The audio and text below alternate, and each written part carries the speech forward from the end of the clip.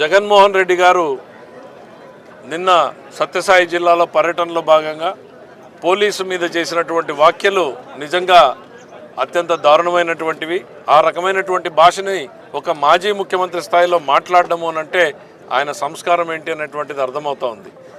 ప్రశాంతంగా ఉన్నటువంటి ఈ జిల్లాలో మళ్ళీ కులాల మధ్య, వర్గాల మధ్య, లేకపోతే ఫ్యాక్షన్ని చిచ్చు రేపే రకంగా ఇవాళ వైఎస్ఆర్సీపీ ప్రయత్నం చేస్తూ ఉందన్నటువంటి విషయాన్ని ప్రజలందరూ కూడా గుర్తుపెట్టుకోవాలి. అప్రమత్తంగా ఉండాల్సినటువంటి పరిస్థితులు ఉన్నాయి.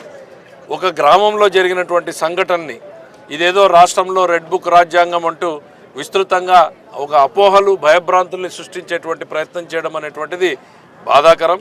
ఇవాళ చంద్రబాబు నాయుడు గారు రాజకీయ కక్ష సాధింపులు లేకుండా ప్రశాంతంగా రాజ్యాంగబద్ధమైనటువంటి పాలన ఇస్తున్నారు. తప్పు చేసిన వాళ్ళు ఎవరైనా ఉంటే వాళ్ళ మీద చట్ట ప్రకారంగానే యాక్షన్లు తీసుకోవడం జరుగుతూ ఉంది.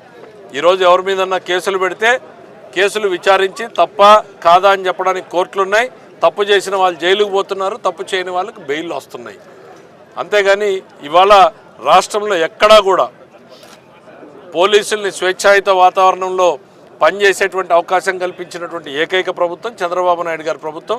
జగన్ గారి పర్యటనలు రాజకీయంగా తన అస్తిత్వాన్ని కాపాడుకోవడం కోసం కులాల మధ్య, ప్రాంతాల మధ్య, లేకపోతే ఫ్యాక్షన్ని రెచ్చగొట్టేటువంటి వ్యాఖ్యలు చేయడం అనేటువంటిది సరైనది కాదు.